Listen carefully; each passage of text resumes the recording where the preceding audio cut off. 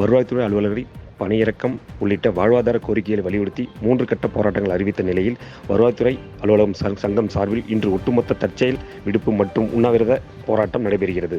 வருவாய்த்துறை அலுவலர்கள் பணியிறக்கம், பெயர் மாற்றம், விதி திருத்தம், அலுவலக உதவியாளர்கள் காலி பணியிடம் நிரப்புதல் உள்ளிட்ட வாழ்வாதார கோரிக்கைகளை வலியுறுத்தி தமிழ்நாடு வருவாய்த்துறை அலுவலக சங்கம் சார்பில் ஒட்டுமொத்த தற்செயல் விடுப்பு மற்றும் உண்ணாவிரத போராட்டம், தொடர்பணி புறக்கணிப்பு மற்றும் அலுவலக வாயில் காத்திருப்பு போராட்டம், 14,000 வருவாய்த்துறை அலுவலர்கள் கலந்து கொள்ளும் காலவரையற்ற வேலைநிறுத்தம் போராட்டம் என 3 கட்ட போராட்டங்கள் நடத்தப்படும் என அறிவிக்கப்பட்டது. இதனை அடுத்து இன்று கடலூர் பழைய மாவட்ட ஆட்சியர் அலுவலகம் அருகே பணியிறக்கம் பெற்ற 3 அலுவலர்கள் இதுவரை மன அழுத்தத்தின் காரணமாக உயிரிழந்த நிலையில், மேலும் காலதாமதமாக ஏற்க இயலாத இன்னும் சில தினங்களில் நாடாளுமன்ற தேர்தல் நடத்த விதிகள் வர உள்ளது. அதற்காக முன்பாக அரசாணை பெற வேண்டிய அவசியம் உள்ளதாகவும், 3 ஆண்டுகளாக மேற்பட்ட அலுவலக உதவியாளர் பணியிடம் நிரப்படாத தமிழக முதல்வர் ஆணையிட்ட பின் காலம் காத்துவது ஏன்?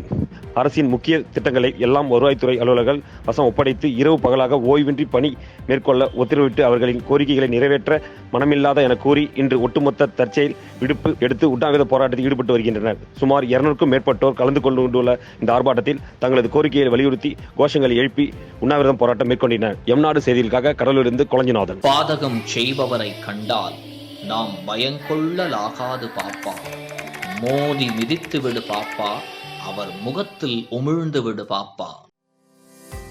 அண்மை செய்திகளை உடனுக்குடன் தெரிந்து கொள்ள இணைந்திருங்கள் எம்நாடு தொலைக்காட்சியுடன்.